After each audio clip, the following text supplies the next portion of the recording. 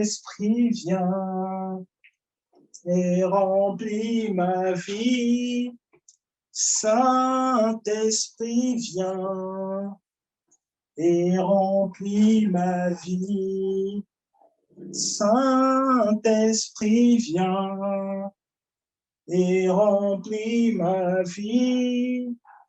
Saint-Esprit, viens et remplis ma vie. Ce n'est pas juste un cantique. Lorsque tu vis, tu te rends compte de ce qui est en train d'être effectué actuellement. En vrai, ce n'est pas un appel au Saint-Esprit qui est déjà en toi. En réalité, c'est un appel qui est effectué envers les bénédictions physiques qui sont contenues dans l'atmosphère pour toi. C'est un appel vers toutes les bénédictions physiques qui sont contenues dans l'atmosphère pour toi.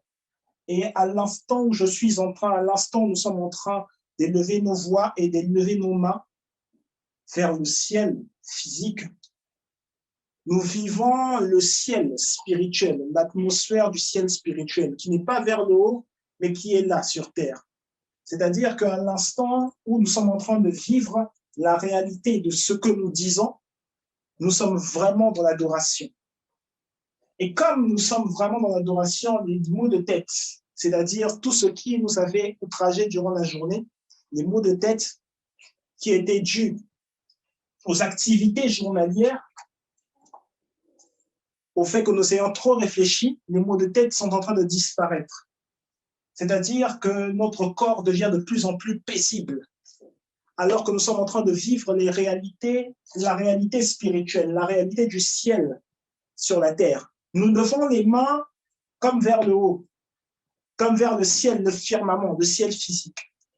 Mais nous vivons les réalités du ciel spirituel qui est exactement à l'endroit où nous sommes.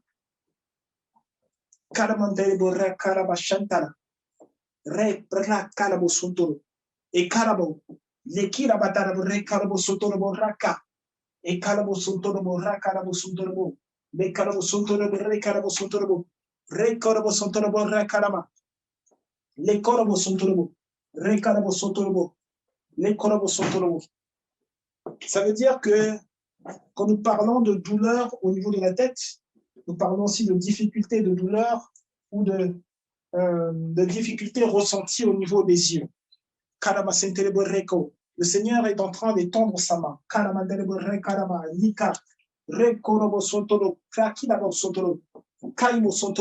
le Seigneur est en train de donner de la vitalité, de la vigueur.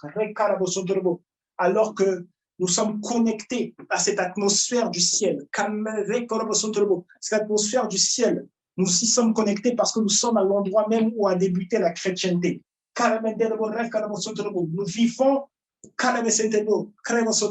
le début même de la chrétienté. Autrement dit, nous vivons la fin de l'ancienne vie, la fin de la vie que le chrétien n'est pas censé avoir connue, pour nous conformer à la vie que le chrétien doit connaître et devrait connaître tous les jours.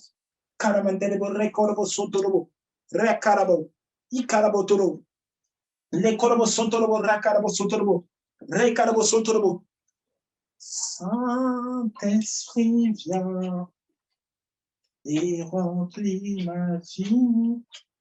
Saint-Esprit, viens, c'est problème au niveau des yeux, et remplis ma vie. Le Seigneur contrôle le temps de sa main. Saint-Esprit, viens et remplis ma vie. Saint-Esprit, viens et remplis ma vie. Saint-Esprit, viens et remplis ma vie. Saint-Esprit, viens et remplis ma vie. Karamantoro rekarabotara karabashantara rekorobosotoro rekarabatara rekarabotoro la karamontara rekarabosontoro rikarabasantero le korbosotoro le korbosotoro le sokoramadaro rekarabotara le korabasantero rekarabosotoro rekorobosotoro. Remplis du Saint-Esprit, nous pouvons toutes choses. Remplis de l'esprit de vérité, nous pouvons toutes choses. Remplis de l'esprit de la création, nous pouvons toutes choses. Et quand je dis que nous devons toutes choses, je ne suis pas en train de parler du fait de simplement pouvoir prier. Je suis en train de parler du fait d'effectuer des activités dans le monde quotidien. Je suis en train de parler du fait de réussir dans ce que nous entreprenons.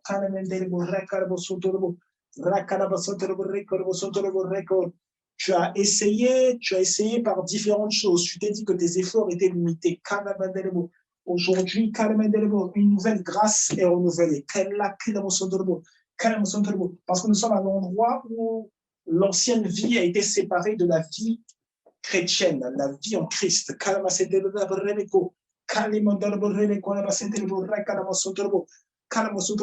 À l'endroit où le diable a perdu tout pouvoir. Autrement dit, nous sommes à l'endroit où la mort a été jugée nulle et sans effet.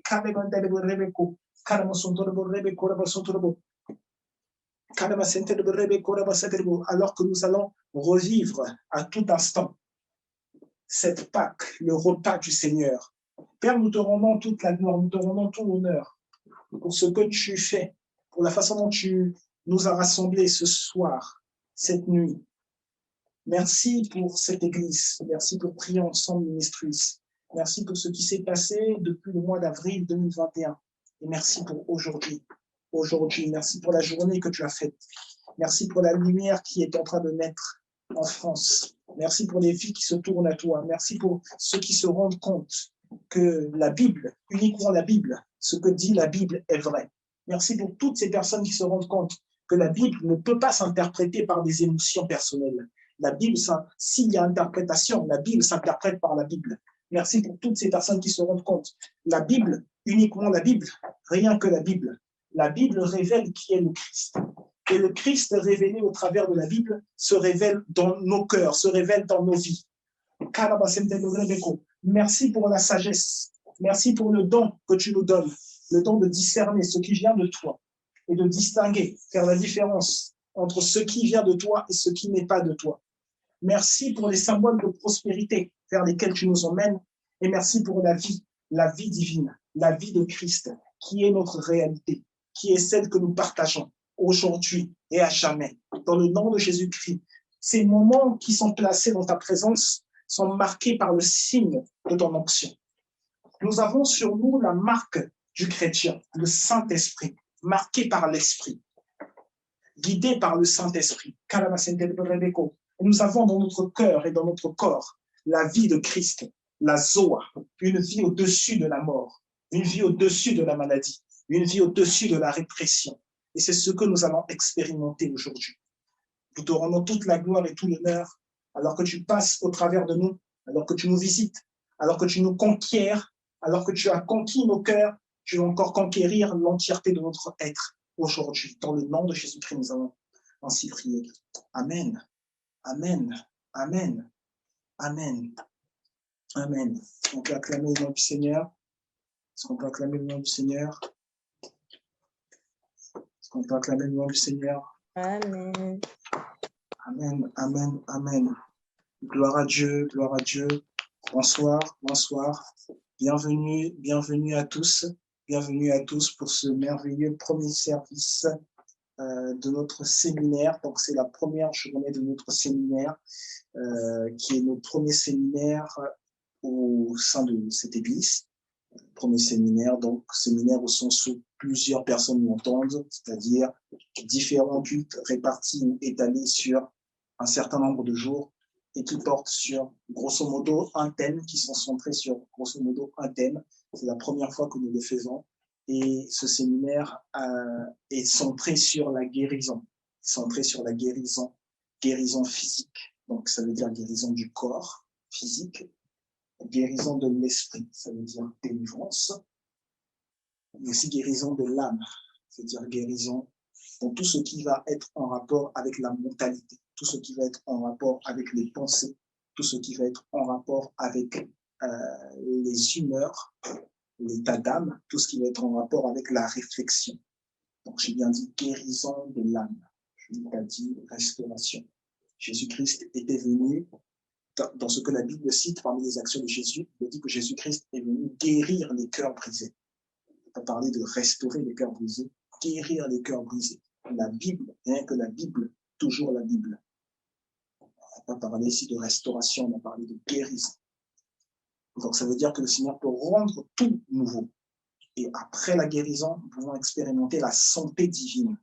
Donc, à partir d'aujourd'hui, dis-toi que, alors que tu es sur cette plateforme, tu n'auras aucune raison et aucune excuse pour plus tard te dire qu'il y a un problème dans ton état de pensée.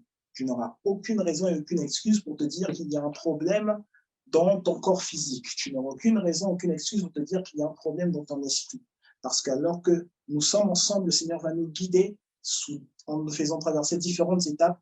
Le Seigneur va nous guider et nous instruire pour vivre une vie où nous sommes libres de maladies, libres de souffrances, libres d'insuffisance physique, physiologique, libres de différentes pathologies, libres des mauvaises pensées, libres de différentes souillures. Nous allons expérimenter la vie du Christ, c'est-à-dire la Zoé, une vie au-dessus des mauvaises circonstances, une vie au-dessus des maladies, une vie au-dessus du sabotage, une vie qui est au-dessus même des différentes expériences humaines. Ça veut dire que la vie que nous allons expérimenter est au-dessus du fait de respirer, avoir un élément de respiration. Non, la vie que nous allons vivre et que nous vivons, nous allons nous rendre compte que nous vivons cette vie et que nous allons continuer de vivre. Cette vie est au-dessus des expériences, de l'expérience humaine, et elle est proportionnelle à l'expérience de Dieu. Nous allons vivre la vie qui relate l'expérience de Dieu. Nous allons vivre la vie qui relate l'expérience de Dieu. Et pour cela, nous allons retourner, nous allons commencer, nous allons parler de ce qui vient avant les bases de la chrétienté, donc avant que la chrétienté n'existe. C'est quoi ce qui se passe avant que la chrétienté n'existe? Avant qu'il y ait la chrétienté, il y a la croix. La croix, c'est ce qui se passe avant la chrétienté. Donc, je fais un peu une avance de phase sur quelque chose qu'on en développera plus tard. La chrétienté ne commence pas à la croix, la chrétienté commence à la résurrection. Donc, avant, nous avons parlé de ce qu'il y a avant que la chrétienté existe, la croix, c'est-à-dire l'endroit où il y a séparation de l'homme, entre l'homme et le péché, séparation entre l'homme et la maladie, séparation entre l'homme et la malédiction, séparation entre l'homme et la souffrance, séparation. Après la séparation, donc après la mort, il va y avoir la résurrection, le moment où il y a la vie. Le moment où il y a la vie. Et nous allons vivre cette vie, vivre ces expériences, cette victoire en 2 temps. Donc, ces jours de séminaire vont être organisés, on ne va pas aller extrêmement vite. Aujourd'hui, on va prendre le temps d'attaquer certains questionnements, certaines pensées que vont avoir plusieurs personnes autour du repas du Seigneur, plusieurs personnes ont différentes pensées autour du repas du Seigneur. Demain, on va prendre vraiment plus de temps pour enseigner, alors que là, on va parler de certains questionnements. Demain, on va prendre encore plus de temps pour enseigner. Après-demain, on va prendre moins de temps pour enseigner, même s'il y aura toujours de l'enseignement. On va prendre moins de temps pour enseigner, mais ce sera axé véritablement, comme on dit à un certain endroit, service, même si aujourd'hui également nous allons avoir le service. Donc si on dit Sainte Seine, ça veut dire que dès aujourd'hui, vous avez dû aussi préparer ces aliments physiques qui vont être des aliments spirituels, qui vont devenir des aliments spirituels à l'heure que nous allons parler. Bonsoir, donc bonsoir à tous, encore une fois, bienvenue à l'église Prions Ensemble Ministries. J'espère que vous allez bien, et de toute manière, quelle que soit la façon dont vous êtes entrés, vous allez sortir d'ici totalement différent. Vous allez sortir d'ici totalement différent, totalement changé, totalement différent. Donc, nous allons ensemble, à partir de maintenant, nous allons ensemble construire un raisonnement qui va répondre à certaines questions, un raisonnement qui va permettre de répondre à certaines questions que l'on peut se poser. Est-ce la volonté de Dieu que je souffre? Est-ce la volonté de Dieu que je passe par des moments difficiles? Est-ce la volonté de Dieu que je sois malade? Est-ce la volonté de Dieu que je sois atteint, selon les médecins, d'une maladie chronique d'une maladie qui ne finit pas? Est-ce la volonté de Dieu que j'ai tout un tas de médicaments à prendre éternellement? Est-ce la volonté de Dieu que je reste dans une condition perpétuelle où, malgré que je suis fervent dans la prière, c'est comme si ma condition me limite quand même. Ma condition me limite. Condition mentale, condition psychique, condition psychologique. Ça veut dire que je vais toujours avoir des problèmes à gérer et je me sens toujours surpassé, dépassé par le nombre d'incidents que je vais devoir gérer autour de moi, dont je vais devoir m'occuper, les incidents humains. Est-ce le choix de Dieu pour ma vie que je ne me sente pas apte à gérer tous ces incidents? Est-ce le choix de Dieu pour ma vie que je ne me sente pas capable d'être ce porteur d'armes que je suis censé être dans la vie de quelqu'un, dans la vie de X, dans la vie d'Y? Est-ce la volonté de Dieu? Est-ce le désir de Dieu? Est-ce Dieu qui me met dans des situations que je ne peux pas résoudre par moi-même? Est-ce le désir de Dieu que même lorsque je prie, j'ai l'impression que je ne peux pas résoudre ces situations? Est-ce le choix de Dieu de m'emmener toujours sur un terrain, toujours vers des personnes qui soit vont me faire de la peine, qui soit vont mal s'adresser à moi, qui soit ne vont pas me comprendre, qui soit ne vont pas réussir ou du moins vont faire sortir de moi non pas le meilleur, mais le pire? Est-ce la volonté de Dieu que je sois toujours dans des environnements où les gens ne me veulent pas du bien? Est-ce la volonté de Dieu que tout autour de moi, il y ait toujours des personnes qui ne me veulent pas du bien? Est-ce la volonté de Dieu? Et pour répondre à ces questions, donc, le séminaire, nous avions dit que nous avions vu dimanche dernier des choses qui avaient servi à ce séminaire. Nous n'allons pas aller extrêmement loin de ce qui a été vu dimanche dernier, surtout pour permettre à tout le monde de suivre et de comprendre toutes les réalités qui vont se produire dès aujourd'hui, surtout pour intégrer ces choses. Nous allons aller jusqu'à un certain niveau, nous allons y aller pas à pas. Nous allons y aller pas à pas. Et donc, ces différentes questions vont trouver des éléments de réponse aujourd'hui, alors que nous construisons ce raisonnement sur les semblants de questions que j'ai citées jusqu'alors. Nous allons lire Actes des Apôtres, Actes chapitre 2, nous allons lire les versets 46 et 47. Actes des Apôtres, Actes chapitre 2, versets 46 et 47. Actes chapitre 2, versets 46 et 47. Actes chapitre 2, versets 46 et 47. Donc, je vous lis ce qui est écrit dans la version Louis II. Nous lisons la parole du Seigneur ensemble. Ils étaient, là on parle des chrétiens, on parle de tous ceux qui constituent, on rassemble à la fois les prophètes, les apôtres, ceux qui croyaient au nom de Jésus, ce sont les chrétiens, donc Actes des Apôtres. Ils étaient chaque jour tous ensemble, assidus au temple. Ils rompaient le pain dans les maisons et prenaient leur nourriture avec joie et simplicité de cœur. Verset 47, louant Dieu et trouvant grâce auprès de tout le peuple. Et le Seigneur ajoutait chaque jour à l'Église ceux qui étaient sauvés. Chaque jour à l'Église, ceux qui étaient sauvés. Donc, le verset 46 nous emmène vers une révélation qui est certainement autre que celle à laquelle différentes personnes pensent. Les chrétiens étaient chaque jour au temple.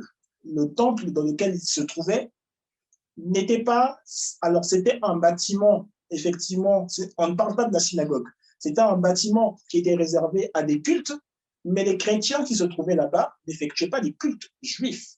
Les chrétiens qui se trouvaient là-bas étaient ceux qui avaient eu la révélation du Seigneur Jésus. Donc, il y avait parmi eux les apôtres et les personnes qui étaient dans la chambre haute et qui avaient reçu le Saint-Esprit, qui avaient été baptisés du Saint-Esprit. Je le reformule ainsi, parce qu'ils ont reçu le Saint-Esprit bien plus tôt. Mais il y avait donc les personnes qui avaient été baptisées du Saint-Esprit. Il y avait des personnes qui avaient vu les disciples parler en langue, en différentes langues. Il y avait ces personnes-là il y avait également les personnes qui ont tendé dire que le Seigneur, Dieu, opérait de grandes choses au travers de tous ceux qui avaient cru au nom de Jésus. Donc, toutes ces personnes-là venaient se rassembler autour d'une communauté et chaque jour, ils étaient au temple. Ils étaient au temple. Donc, on peut supposer, on peut faire une hypothèse, mais on peut se dire qu'ils étaient au temple pour prier. Comme nous aussi, on est là dans ce temple, alors le temple, le corps du Christ, le corps, mais nous sommes aussi rassemblés, nous, pour prier. Donc, par exemple, aujourd'hui, demain, après-demain, nous sommes aussi rassemblés ensemble pour prier. On peut faire cette hypothèse de manière assidue. Il en a dit qu'ils étaient présents de manière assidue, mais ensuite, la Bible nous fait une révélation, c'est que chaque jour, quand ils étaient au temple et qu'ils étaient présents de manière assidue, chaque jour, la Bible dit qu'ils rompaient le pain dans les maisons. Donc, ils allaient au temple pour prier. Ensuite, chaque jour, ils allaient retrouver dans les maisons, ils rompaient le pain. Ils rompaient le pain, ça ne s'arrête pas là. Et ils prenaient leur nourriture avec joie et simplicité de cœur. Ah, pause. On dit qu'ils rompaient le pain, mais on dit aussi qu'ils prenaient leur nourriture avec joie et simplicité de cœur. Pause. De quoi est-ce qu'on parle ici?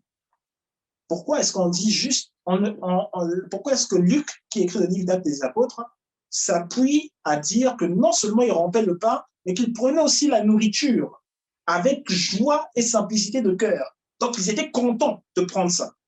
Pause, ça me semble étrange. Parce que ce qu'on a dit dimanche, c'était quand on parlait du repas de l'homme, du repas du Seigneur, et on a pris plusieurs textes. On a vu Jésus qui, avant sa mort, il prend le pain avec ses disciples, il le rend, il donne, il dit mangez, ceci est mon corps, et il prend la coupe et il dit voici mon sang. C'est étrange. Pourquoi est-ce que Luc va s'apesantir, puisque c'est lui qui a écrit le livre d'Actes des Apôtres, à dire qu'ils mangeaient également leur nourriture avec joie et simplicité de cœur. C'est étrange, prophète Privat. C'est pour cela que je vais aller doucement, pour qu'on analyse bien juste les textes que nous avons lus, parce que nous avons beaucoup la Bible, des textes que nous avons lus qui sont très riches, et pour, comme je le dis toujours, s'il y a interprétation de la Bible s'interprète par la Bible. La Bible ne s'interprète pas par nos émotions. Nous allons donc dans Exode 12. Nous avons lu cela la semaine dernière, mais comme je l'ai dit encore, on va y aller doucement, doucement. Exode 12, et nous allons aller au verset 8. Quand nous avons lu la semaine dernière une grande partie du chapitre d'Exode 12, nous sommes partis peut-être jusqu'au verset 36, 34, peu importe. Mais quand nous allons au verset 8, alors que nous avons expliqué différentes choses la semaine dernière pour parler du repas de l'homme, le repas institué par Dieu à ce moment-là, la Pâque de l'Éternel qui est instituée par Dieu. Nous avons dit différentes choses, justement. Nous avons dit qu'il y avait le sang qui était posé sur les portes de la maison des Israélites. Et ce sang qui était posé sur les portes, lorsque Dieu voyait ce sang qui était posé sur la porte des Israélites, Dieu passait. Dieu ne tuait pas. Comme il a dit, je détruirai, j'effectuerai mes jugements sur les dieux d'Égypte. Mais il disait aussi que tous les premiers-nés d'Égypte mourront. Et ensuite, il dit, pour vous protéger, il faut que vous mettiez le sang sur la porte de vos maisons. Et comme vous allez mettre le sang sur la porte de vos maisons, eh bien, vous serez protégés de la mort que moi-même je vais emmener. Donc, on a conclu la semaine dernière que la Pâque de l'Éternel, Dieu instituait la Pâque de l'Éternel pour protéger les enfants d'Israël de Dieu lui-même, puisque Dieu avait exercé des jugements. C'était juste un petit rappel concernant le passage, même si on a dit beaucoup d'autres choses. Donc, Exode chapitre 12, verset 8, nous lisons. Il est dit, cette même nuit, c'est Dieu qui parle, parce que vous ne savez pas de quoi on parle. C'est l'instruction, mais vous ne savez pas exactement de quoi on parle. Je vais retourner 3 versets avant. Je vais retourner au verset 5. Je vais lire à partir du verset 5 et je vais descendre jusqu'au verset 8. Ce sera un agneau sans défaut, mâle, âgé d'un an. Vous pourrez prendre un agneau ou un chevreau. Ah. Dieu dit au peuple d'Israël de prendre un agneau ou chevreau. Vous le garderez jusqu'au 14e jour de ce mois, et toute l'assemblée d'Israël l'immolera entre les 2 soirs. On prendra de son sang, du sang de cet agneau, et on en mettra sur les 2 poteaux et sur le linteau de la porte des maisons où on le mangera. Sur le linteau de la porte des maisons où on le mangera. On mangera quoi? L'agneau. Verset 8. Cette même nuit, on en mangera. On mangera quoi? L'agneau. On en mangera la chair de l'agneau, rôtie au feu. On la mangera avec des pains sans levain et des herbes amères. Verset 9, vous ne le mangerez point à demi cuit et bouilli dans l'eau, mais il sera rôti au feu avec la tête, les jambes et l'intérieur. C'est pour ça que je mange jamais de la viande cuite à point, tout ça. Bref. Du coup, ici, dans cet extrait que nous relisons, vous voyez que le Seigneur, Dieu, quand il instruit la Pâque de l'Éternel, il demande aux enfants d'Israël de manger un agneau. Il y a le sang qui va être récupéré, qui va être posé sur la porte des maisons, d'accord? Mais il demande aux enfants d'Israël de manger l'agneau, bien rôti. Et il dit de le manger avec du pain sans levain. Donc l'instruction de Dieu précise, il y a le pain, mais il y a aussi l'agneau. Le sang de l'agneau, ok, le sang est récupéré, il est posé sur la porte. Mais l'agneau en lui-même, il est également mangé. Donc, on a parlé à ce moment-là de repas de l'homme dans le sens que le Seigneur l'institue, mais c'est dans l'ombre des choses à venir. Donc, dans l'ombre des choses à venir, il y a un agneau, il y a le pain. Mais c'est ce que le peuple d'Israël mange. Le peuple d'Israël ne mange pas que le pain sans levain, le peuple d'Israël mange l'agneau également. C'est pour cela que lorsque nous retournons dans Actes chapitre 2, quand nous retournons dans Actes chapitre 2, le verset 46, nous fait donc comprendre qu'il rompait le pain dans les maisons, mais ce n'était pas juste le pain qu'il mangeait, simplement, hein, comme on peut se le dire dans différents lieux, parce que peut-être cela a été accoutumé dans différentes églises. On ne mangeait pas simplement le pain, non. Le pain, on le rompait pour le manger, mais le pain était accompagné le repas. Le pain qui était mangé accompagnait le repas qui était destiné à l'homme. Une preuve autre encore. Donc, ça veut dire déjà que lorsque Jésus institue la Pâque du Christ, qui est différente de la Pâque de l'Éternel, Jésus l'institue pendant un repas. On peut aller dessus pour lire en détail, mais ce n'est pas forcément ce qu'on va faire, puisqu'on a mis des bornes un petit peu sur l'heure. Luc chapitre 24, verset 29. Luc chapitre 24, verset 29 à 30. Luc chapitre 24, verset 29 à 30. Je reprends des petits extraits de passages que nous avons lus la semaine dernière. Mais ils le pressèrent. Des personnes pressèrent Jésus en disant, ils ne savent pas que c'est Jésus, mais ils lui disent, reste avec nous, car le soir est proche, le jour est sur son déclin, et il entra pour rester avec eux. Pendant qu'il était à table avec eux, ça veut dire pendant qu'il était en train de manger avec eux. Pendant qu'il était à table avec eux, un repas était servi. Un repas était servi pour qu'ils mangent. Pendant qu'il était à table avec eux, il prit le pain.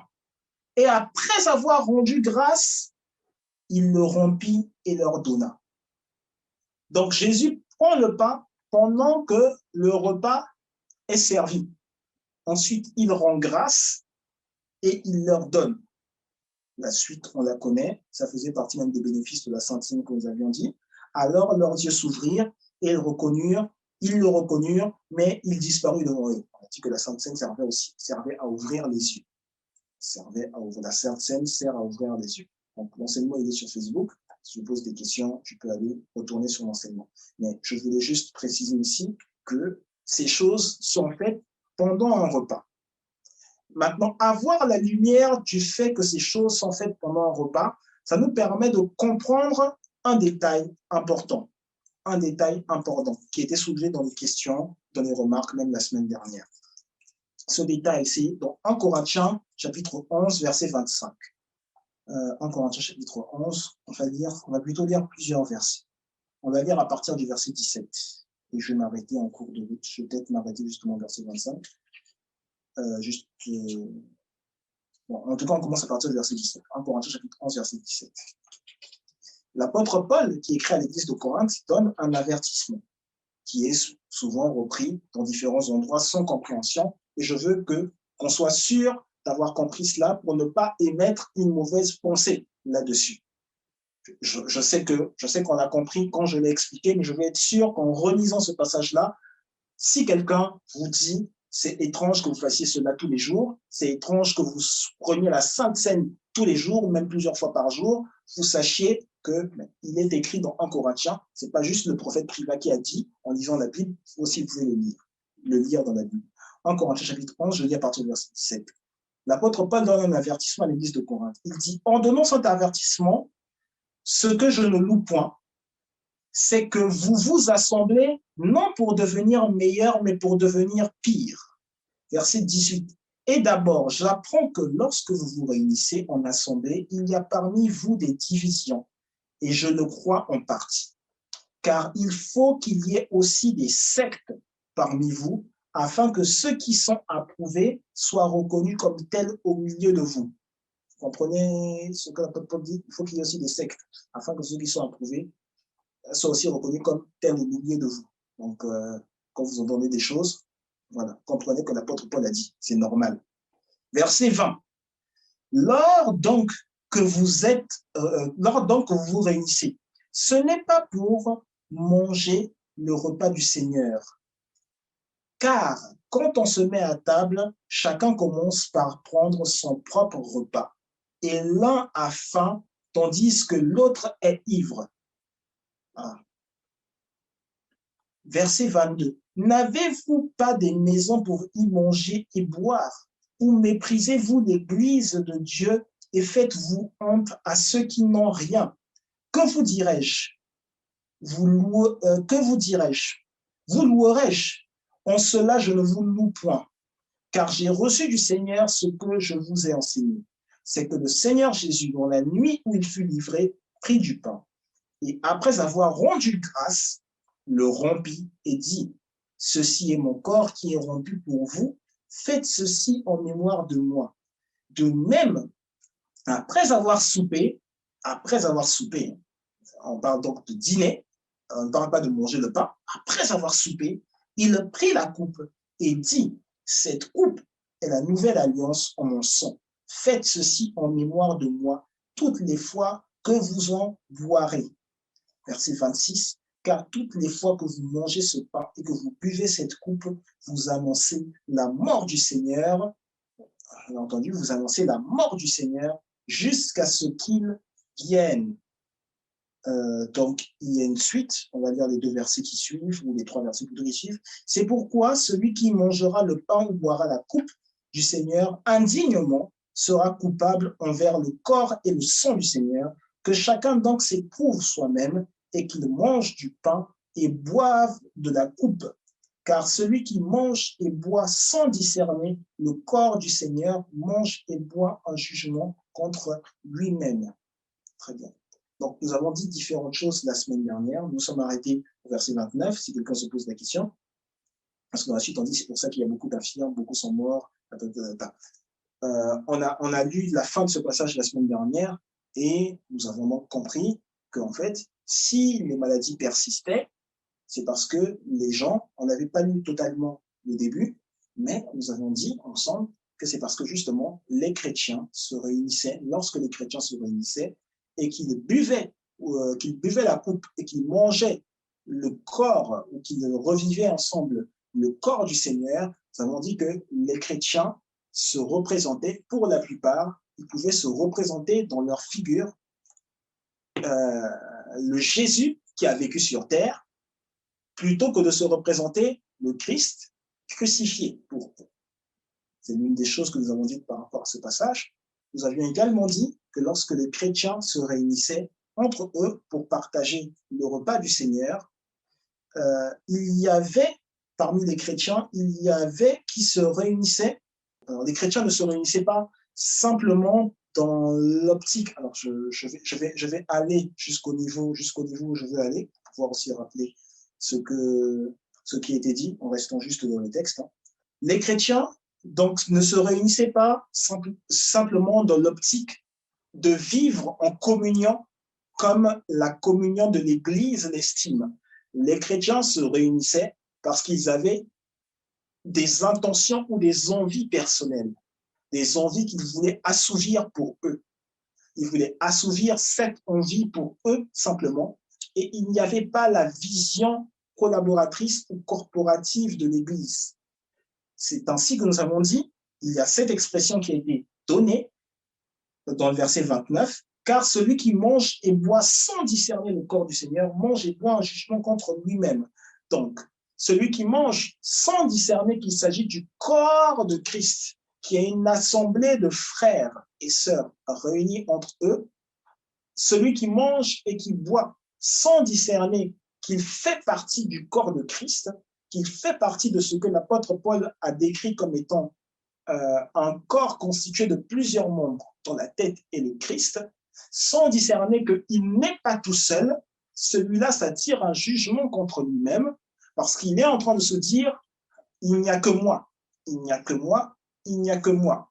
Mais il ne discerne pas qu'en fait, au début, le sacrifice qui a été fait, c'était fait pour plusieurs individus, mais plusieurs individus qui allaient être assemblés ensemble dans le corps du Christ. Donc, ça veut dire que le regard qui doit être porté sur la croix est un regard qui concerne l'entièreté du corps de Christ. Le Christ s'est sacrifié pour moi, c'est vrai individuellement, mais il s'est sacrifié aussi pour mon frère, il s'est sacrifié aussi pour autrui, il s'est sacrifié pour ma sœur, il s'est sacrifié pour mes parents, il s'est sacrifié pour mes enfants, il s'est sacrifié pour mes petits frères, mes grands frères, mes ascendants. Donc, le jugement va être attiré à partir du moment où on pense à soi-même uniquement. Le jugement va être attiré à partir du moment où on ne se dit pas « je fais partie d'un corps », dans la tête est Jésus, et je fais partie surtout aussi d'une église locale qui est dans le corps. Je fais partie donc d'une église dans laquelle le Seigneur s'est choisi plusieurs instruments, pasteur, prophète, docteur, évangéliste, apôtre, plusieurs instruments pour pouvoir m'emmener au niveau de la perfection, le perfectionnement en Christ. Quand on discerne que l'on est dans ce stade, dans ces statures de perfectionnement, à ce moment-là, on reconnaît que le perfectionnement qui a été acquis sur la croix, ce perfectionnement-là peut atteindre le corps physique. Ce perfectionnement-là peut atteindre mon corps physique. Parce que pour nous réunir ici, dans cette église, Dieu passe par un homme, Dieu passe par une femme. Quelqu'un a accepté de répondre à l'appel de Dieu qui était de vous emmener à être perfectionné en Christ. Donc, ce perfectionnement-là, par le fait que Dieu passe aujourd'hui par son serviteur, par son prophète, ce perfectionnement-là vous est donné de sorte que maintenant, vous pouvez partager, participer au corps du Christ et prendre la coupe de Christ, donc le sang du Christ, et obtenir ainsi la guérison de votre maladie. Vous pouvez prendre la coupe de Christ et obtenir ainsi la délivrance des esprits impurs. Vous pouvez partager la coupe de Christ et obtenir ainsi la libération des mauvaises pensées. Parce que vous faites partie maintenant, vous êtes maintenant dans la suite de cette alliance, l'alliance de Christ, qui vous touche aujourd'hui individuellement, mais au travers de son serviteur, au travers de son prophète et au travers donc de l'Église, vos frères et sœurs qui sont constitués aujourd'hui. Donc, ça veut dire que les personnes, maintenant je vais juste aller un peu plus loin, je vais dire dans ce texte que nous avons lu depuis le verset 17, il est dit, simplement spécifié, mis en lumière le fait que l'église de Corinthe, dans l'église de Corinthe, des gens se rassemblaient pour venir manger, célébrer bruyamment, comme si c'était une fête, autre que la célébration de la mort et la résurrection du Christ. D'abord, une fête autre que la célébration de la mort du Christ, puisqu'il est dit, pour celui qui prend le corps, annonce la mort du Seigneur jusqu'à ce qu'il vienne.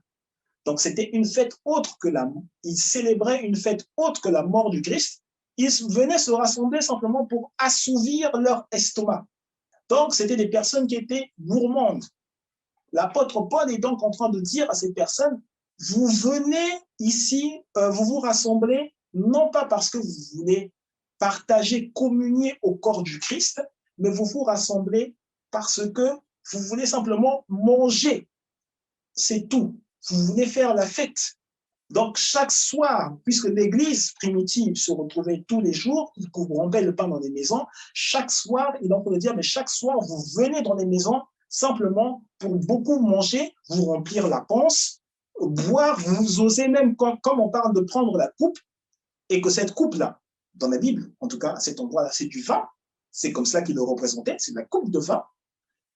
Et on va dire, vous êtes simplement en train de prendre cette coupe pour vous rendre ivre.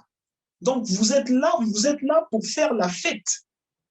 C'est-à-dire que les gens mangeaient et buvaient. Ils confondaient le fait de partager, de communier au corps de Christ, ou communier aussi au sang de Christ. Ils le confondaient au fait d'aller à une fête avec des amis, manger et boire à volonté. C'est de cela dont l'apôtre Paul est en train de parler. Et ainsi, l'apôtre Paul demande donc de s'examiner et il dit, mais en fait, est-ce que vous n'avez pas des maisons pour faire cela? Est-ce que dans vos propres maisons, vous ne pouvez pas manger, vous enivrer tel que vous voulez le faire? Mais quand vous venez dans la maison du Seigneur, quand vous venez vous retrouver avec vos frères et sœurs, eh bien, à ce moment-là, vous venez uniquement pour avoir le regard fixé sur le Christ. Et en plus de cela, vous pensez, vous savez que vous discernez dans vos têtes que là où vous êtes, vous faites partie du corps du Christ. Vos personnes, les personnes qui sont autour de vous sont vos frères et sœurs en Christ. Elles sont donc là pour un but commun que vous devez avoir. Le but commun, c'est le Christ qui doit agir en vous. C'est ce que l'apôtre Paul est en train de dire. Donc, lorsqu'il est en train de dire « examinez-vous vous-même », il n'est pas en train de dire « vous avez commis un péché à gauche, un péché à droite, un péché ici, un péché là ». Donc, restez là, restez silencieux et dites-vous « je vais demander pardon ». Parce que si c'était ce qu'il voulait dire, il l'aurait écrit. L'apôtre Paul n'avait pas peur de s'exprimer. Donc, je suis en train de... Pourquoi aussi nous prenons toujours ces longs passages? C'est pour vous dire qu'en fait, là, je le dis encore, la Bible s'interprète par la Bible. Ça veut dire pour comprendre un verset, il faut le lire. D'accord, on peut retourner au mot originel, ce n'est pas... Je le fais aussi. Mais il faut savoir le lire dans son contexte. Le contexte, ici, du moins, de ce passage commence à partir du verset 17. Il introduit, il est en train de dire, mais vous faites ceci, vous faites des choses mauvaises, etc., etc. Venez donc. Et vous voyez toute cette explication que je donne, je ne l'ai prise que de la Bible. Je n'ai même pas eu besoin de vous dire, mais en fait, à l'époque, dans tel livre d'histoire, il est dit ceci, il est dit cela. Non, c'est écrit. Nous l'avons lu ensemble. C'est écrit. Donc, ça veut dire que les obstacles, s'il veut y avoir obstacle à la Sainte Seine, l'obstacle, ça ne serait pas le fait de se dire ma vie est trop mauvaise. Non, parce que justement, la Sainte Seine, il est en train de dire, par la coupe, je relis le verset 26, car toutes les fois que vous mangez ce pain et que vous buvez cette coupe, vous annoncez la mort du Seigneur jusqu'à ce qu'il vienne. Ça veut dire que, et j'ai commencé là-dessus en disant, à la croix, il y a séparation entre l'homme et tous les méfaits, toutes les choses mauvaises de sa vie. À la croix, donc à la mort du Seigneur, il y a séparation. Ça veut dire que si tu t'es dit que tu as eu une mauvaise journée, tu as effectué des actes qui semblaient, selon toi, qui étaient mauvais, ben, en fait, quand tu viens prendre le repas du Seigneur, tu viens communier avec nous, eh bien, la communion que tu es en train de prendre, c'est-à-dire la Sainte Seine que tu es en train de prendre, en la prenant, tu annonces la mort du Seigneur. Autrement dit, en la prenant, tu es en train de te séparer du péché. Autrement dit, en la prenant, tu es en train de te séparer de la maladie. Donc, ce n'est pas avant de la prendre que tu dois te dire, je me sépare du péché. Non, en la prenant même, à l'instant T où tu la prends, tu es en train de te séparer du péché. Donc, il ne faut pas se dire, il y a des obstacles pour que je ne prenne pas la Sainte Seine. Non, la Sainte Seine, justement, détruit l'obstacle. En prenant la Sainte Seine, tu es en train de te séparer du péché. Tu es en train de te séparer de la maladie. Tu es en train de te séparer de la mort. Donc, j'aimerais que ces points soient clairs, ces points de questionnement soient clairs. Et en plus, à chaque fois, donc il est dit, quand le Seigneur Jésus institue donc la Pâque de Christ, le repas du Seigneur, il est dit que quand il prend le pain, il rend grâce. Et il rend grâce et il rend le pain. Il rend grâce. Il est en train de dire, vous êtes en train de communier à mon corps qui est meurtri pour vous, qui va être meurtri pour vous. Donc, il est en train de venir à ce verset du livre d'Ésaïe qui dit que par ses meurtrissures, nous sommes guéris. Donc, il est en train de vous dire, par mon corps, vous êtes en train de vivre l'effet de mes meurtrissures en partageant ce pain. Vous êtes en train de vivre l'effet de mes meurtrissures. Et pourquoi donc le fait de prendre la Sainte Seine nous rend libres du péché? Et pourquoi ce n'est pas à nous-mêmes de nous sentir, de nous rendre libres du péché, donc en prononçant des paroles avant de prendre la Sainte Seine? Je précise, avant de prendre la Sainte Seine. Pourquoi? Il est dit, on va aller dans Romains chapitre 3, verset 22. Et est-ce que c'est possible d'afficher la version Darby à l'écran? Est-ce que c'est possible? Si cela est possible, on peut le faire. Si cela n'est pas possible, ce n'est pas grave. Romains chapitre 3, verset 22. Je vous lis d'abord la version 8 secondes, ensuite je lis la version Darby. La version 8 secondes commence, pour la comprendre, il faut lire les versets d'avant. Justice de Dieu par la foi en Jésus-Christ pour tous ceux qui croient, il n'y a point de distinction. Ça, c'est si on lit de manière isolée. On peut comprendre la version 8 secondes en lisant les versets d'avant. Donc ça n'est pas de problème, on peut la comprendre. Maintenant, je vais la lire dans la version Martin. D'abord, la justice, dis-je, de Dieu par la foi en Jésus-Christ s'étend à tous et sur tous ceux qui croient, car il n'y a nulle différence, vu que tous ont péché et qu'ils sont entièrement privés de la gloire de Dieu. La version Darby dit, la justice, dis-je, de Dieu par la foi en Jésus-Christ envers tous et sur tous ceux qui croient, car il n'y a pas de différence. Bref, j'ai dit la version Darby alors qu'en fait, je cherchais la version Martin. Donc, je relis la version Martin. La justice, dis-je, de Dieu par la foi en Jésus-Christ s'étend à tous et sur tous ceux qui croient, car il n'y a nulle différence, vu que tous ont péché et qui sont entièrement privés de la gloire de Dieu. La justice de Dieu est donnée envers tous ceux qui croient. La justice de Dieu, par la foi en Jésus-Christ, s'étend à tous et sur tous ceux qui croient. Ça veut simplement dire ici que nous sommes rendus justes par notre foi en Jésus-Christ. Nous sommes rendus justes par notre foi en Jésus-Christ. Ça veut dire que nous ne sommes même pas rendus justes parce que nous discernons le fait que nous avons mal agi. Non. En fait, le fait de discerner que nous avons mal agi est simplement la preuve que nous avons été rendus justes par notre foi en Jésus-Christ. Je répète, discerner que nous avons mal agi avant, à un moment, rend témoignage à notre esprit que nous avons déjà été rendus justes par le Seigneur Jésus-Christ. Donc, la justice acquise par le Seigneur Jésus-Christ est ce qui nous pousse chaque jour à effectuer l'action qui nous sépare, qui nous a séparés du péché. Nous avons un sauveur qui est mort pour nous. Ce sauveur est mort pour qu'il y ait séparation entre le péché. Il est celui qui donne le salut, mais il est aussi celui qui guérit des maladies. Nous avons un Seigneur et un Sauveur. Il nous a sauvés du péché, mais il est aussi celui qui nous a guéris des différentes maladies. Donc, il y a ces différentes...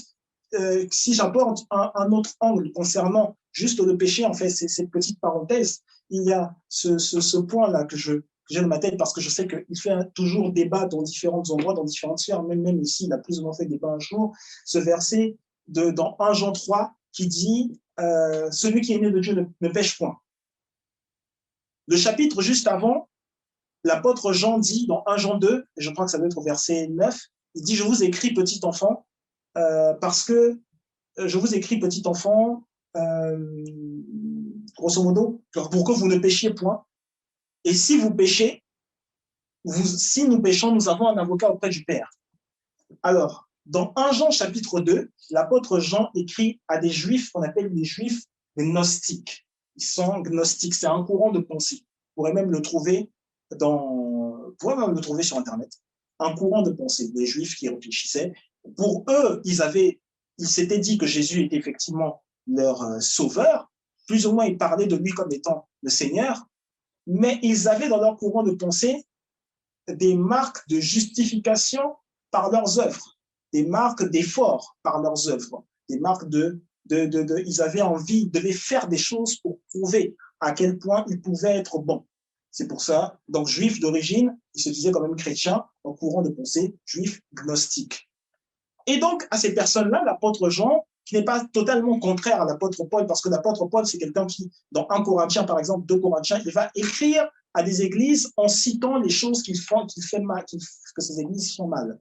L'apôtre Paul va dire, ne faites pas ceci, ne faites pas cela. C'est pour cela, c'est par exemple le passage que nous avons lu dans 1 Corinthiens 11, lorsqu'on a lu 1 Corinthiens 11, tout ça à partir de verset 17, l'apôtre Paul dit des choses, mais vous faites ceci, vous le faites mal, faites-le ainsi. L'apôtre Jean va plutôt adopter une autre approche. Il est plus sensible et il leur écrit, même s'ils font mal des choses, l'apôtre Jean va dire, il dit, je vous écris petits enfants.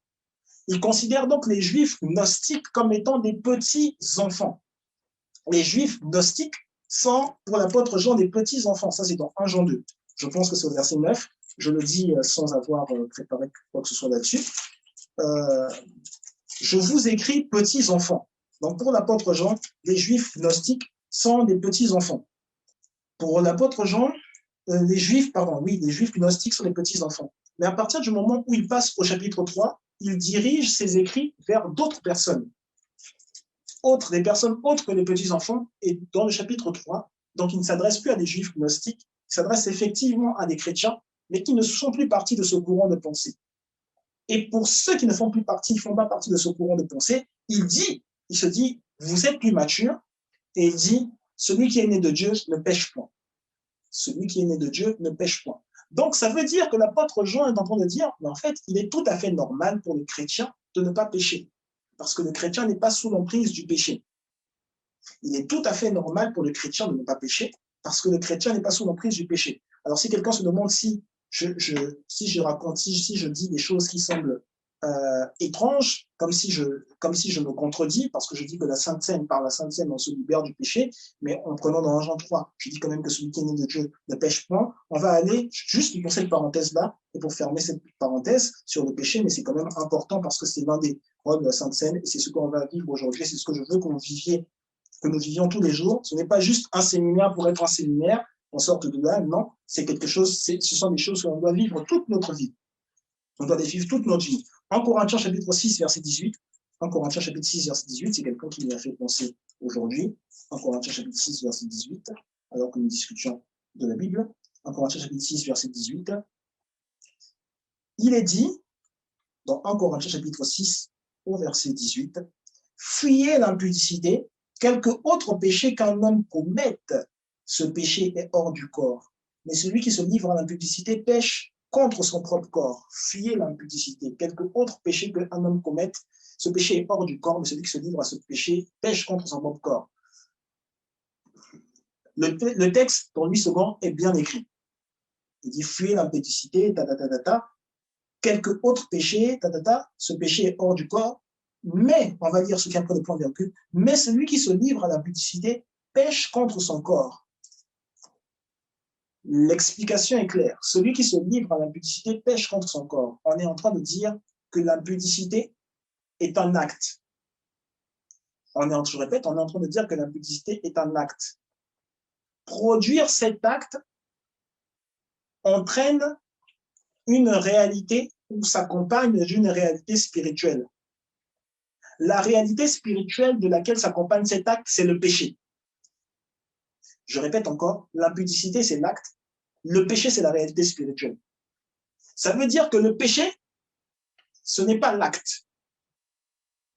Le péché, c'est le spirituel. Donc, les actes qui sont commis dans la journée, au quotidien, ne sont pas les péchés. Les péchés, c'est ce qui se trouve dans le côté spirituel.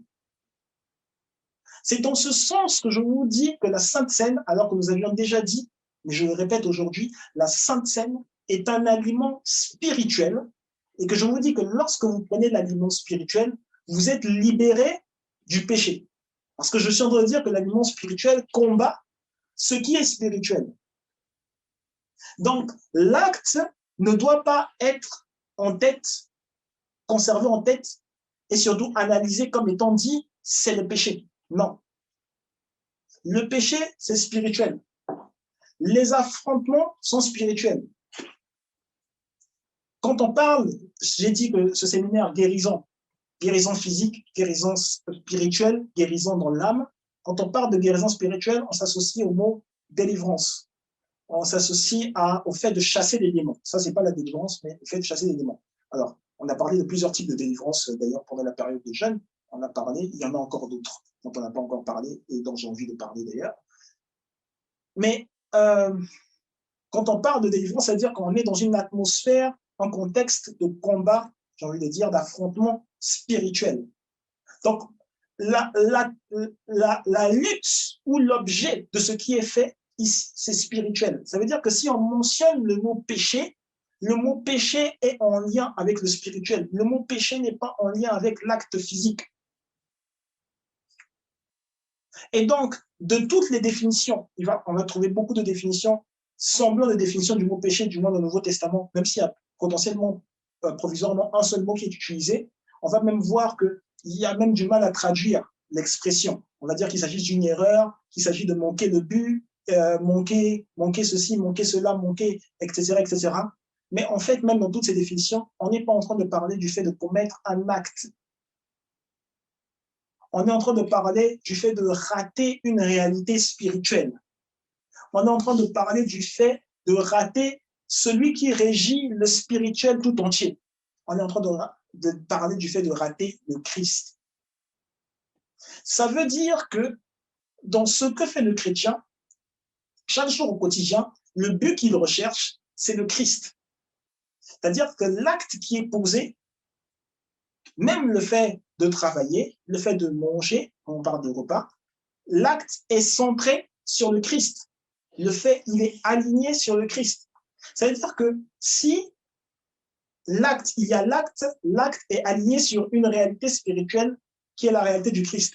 Maintenant, si l'acte semble rater la volonté ou la direction dans laquelle allait le Christ, on sait déjà que le Christ est omniscient, omniprésent, je voulais dire. On sait déjà que le Christ est omniprésent. Et alors que le Christ est omniprésent, même lorsqu'on a semblé un petit moment se détourner, c'est tout à fait normal que même quand on a semblé aller un peu à gauche, même si on a semblé aller un peu à gauche, le Christ est toujours présent à cet endroit. Et parce que le Christ est présent partout, l'apôtre Jean, qui sait qu'il parle à des gens matures dans 1 Jean 3, dit « Celui qui est né de Dieu ne pêche point ». Autrement dit, l'acte peut sembler différent de ce qui se passe, mais celui qui est né de Dieu sait qu'il a le Christ à tout endroit, à tout instant. Ce n'est pas l'acte, la chose différente qui est faite, qui ne semble pas être totalement juste, mais c'est la personne qui a été justifiée par le Christ. Et donc, maintenant, la Sainte Seine va libérer d'une réalité spirituelle qui est identifiée comme étant le péché, d'accord? Cette réalité spirituelle dont la Sainte Seine va libérer au moment où l'on parle, c'est justement le fait de ne pas être aligné totalement à l'endroit où veut aller la tête. Je m'explique. Moi, je suis un homme, vous me voyez, j'ai des bras, j'ai des jambes, j'ai une tête. L'apôtre Paul dit qu'il en est autant du corps du Christ. Je peux aujourd'hui poser des actes en me disant dans ma tête, j'ai une vision pour l'avenir. Ma vision, ou j'ai une vision pour la journée, par exemple. Ma vision, je me lève le matin, ma vision pour la journée, c'est d'aller au travail, accomplir, par exemple, telle tâche que je dois accomplir au travail. Mais alors que ma vision pour la journée, c'est d'aller au travail, accomplir telle tâche, quand je me réveille, sur mon corps, je vois une information, mon corps me dit, il faut que tu ailles à la douche. Le fait que j'aille à la douche, ça ne signifie pas que ma tête ne comprend pas que je devais passer par la douche. Cependant, ma tête pense à la vision finale, le but de la journée. Le Christ, c'est le but de la journée. Donc, le fait que tu as et tu passes par là, avant d'aller là où pense la tête, ça ne signifie pas qu'à l'endroit où toi tu vas, d'ailleurs, ta tête ne te suit pas ou ta tête ne t'oriente pas, si vous préférez ainsi. Cela signifie que le péché, donc, est une réalité spirituelle. Donc, j'ai dirigé mon bras vers la gauche, la tête vers un autre endroit. Le péché est une réalité spirituelle. Ok, c'est par exemple mon bras. La réalité spirituelle est dans ce sens. Ok.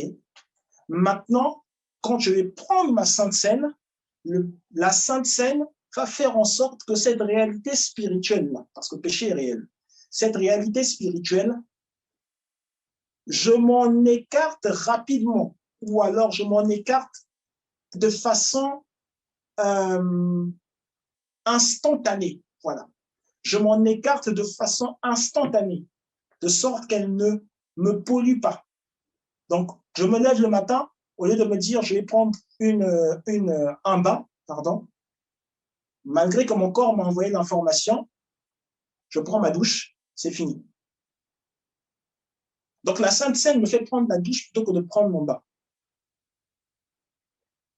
La douche peut se passer, la douche peut être effectuée à un autre endroit que ma salle de bain. Ça va toujours être une salle d'eau, mais elle peut être effectuée à un autre endroit que ma salle de bain. Mais la Sainte Seine me fait aller plus vite à l'endroit où ma tête veut aller. Donc, c'est ainsi que la Sainte Seine va venir me libérer du péché. Bon, on va avancer, parce qu'on peut en parler pendant longtemps, et je ne pensais même pas que je devais en parler pendant aussi longtemps, en fait. Quand j'ai fait cette parenthèse, c'était une grosse parenthèse, et il ne me reste plus beaucoup de temps. Retournons, alors que j'ai fait cette parenthèse, quand même, grosse parenthèse, retenez que la Sainte Seine libère du péché, etc. Acte chapitre 2, retournons dans Acte chapitre 2, par lequel nous allons commencer.